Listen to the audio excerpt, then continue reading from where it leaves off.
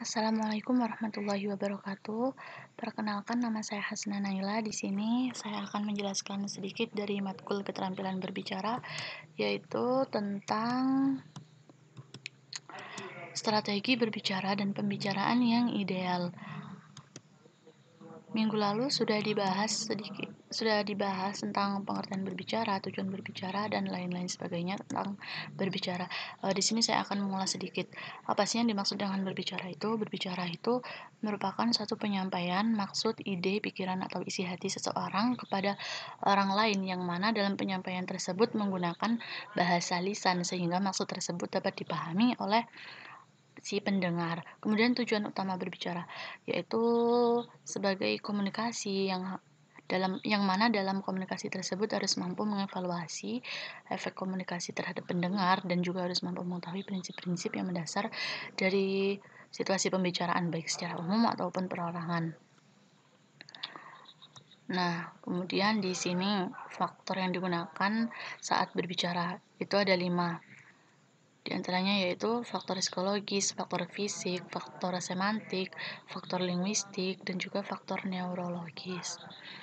Nah, di mana dalam kelima faktor tersebut, jika tidak terpenuhi atau kurang salah satu, maka akan berakibat fatal dalam kegiatan berbicara kita atau dalam komunikasi kita.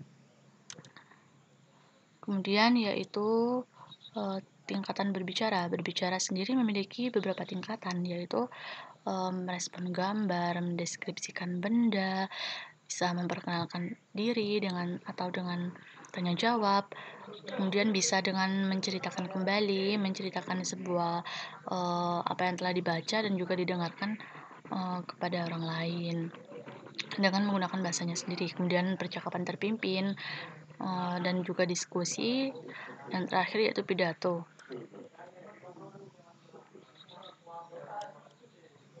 Nah, kemudian faktor penyebab kesulitan belajar keterampilan berbicara. Beberapa di antaranya untuk tingkatan anak-anak itu antara lain yaitu kurangnya motivasi, kemudian kurangnya kebiasaan belajar.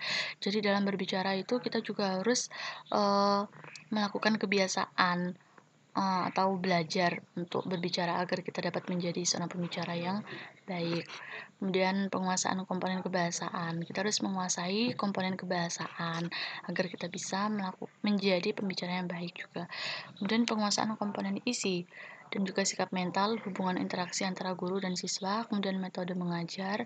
Metode mengajar ini juga penting dalam hal keterampilan berbicara seorang siswa, seperti itu. Kemudian media pembelajaran ini juga penting, dan hubungan atau interaksi antara siswa dan siswa.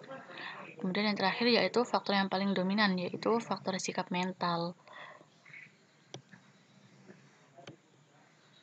Nah, kemudian strategi yang dapat dilakukan dalam meningkatkan kemampuan berbicara menurut Taufina untuk tingkatan anak-anak itu bisa dilakukan dengan cara mendongeng, bermain peran, cerita berantai, media gambar dalam bercerita, menyajikan informasi atau pidato, kemudian berpartisipasi dalam diskusi-diskusi kecil, kemudian diskusi besar, atau seperti itu.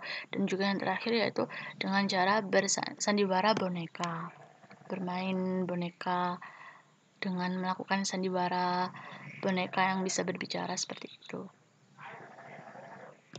Nah, kemudian di sini yaitu pembicaraan yang ideal dan juga ciri-ciri pembicaraan ideal. Apa sih yang dimaksud dengan pembicaraan yang ideal itu?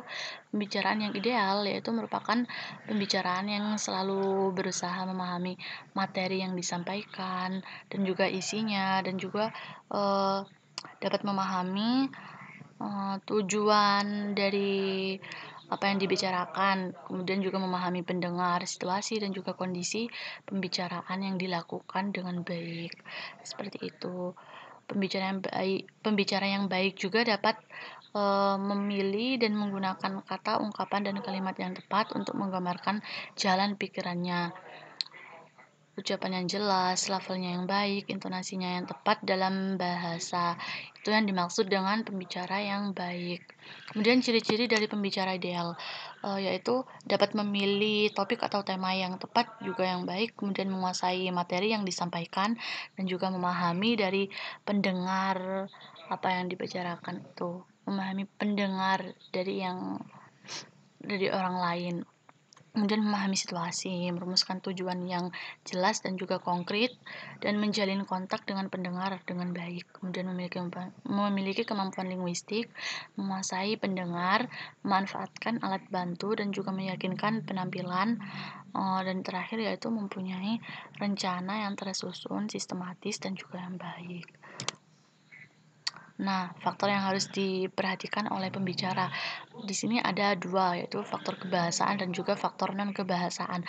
Faktor kebahasaan itu meliputi ketepatan bicara, penempatan tekanan, nada sandi, dan juga durasi yang sesuai pilihan kata, dan terakhir yaitu ketepatan sasaran kebahasaan.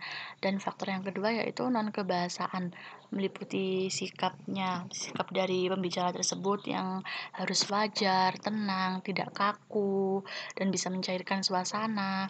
Kemudian pandangannya harus diarahkan kepada lawan bicara, namun tidak stuck kepada satu pembicara, melainkan ke banyak pembicara jika memang dia melakukan pembicaraan dengan orang banyak. Kemudian gerak-geriknya, mimik yang tepat, terus kenyaringan suara, kelancaran, relevansi atau penalaran, dan juga penguasaan topik. Kedua faktor ini tidak boleh diabaikan apabila seseorang ingin menjadi seorang pembicara yang terampil, karena kedua faktor ini merupakan faktor yang penting.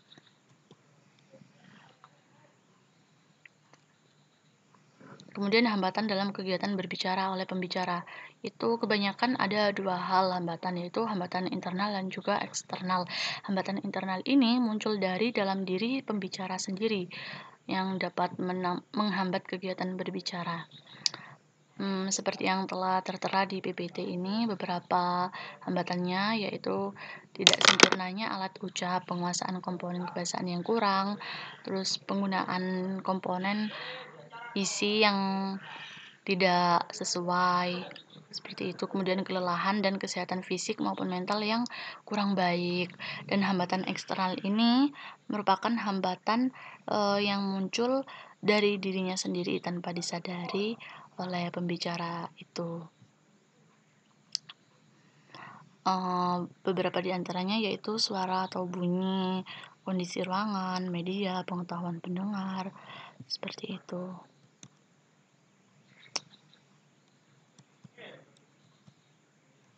Nah, ini daftar pustaka dari referensi-referensi yang saya kutip untuk melakukan presentasi kali ini, dan juga untuk tugas PowerPoint saya. Sekian dari saya, kurang lebihnya saya mohon maaf yang sebesar-besarnya. Akhir kata, assalamualaikum warahmatullahi wabarakatuh. Terima kasih.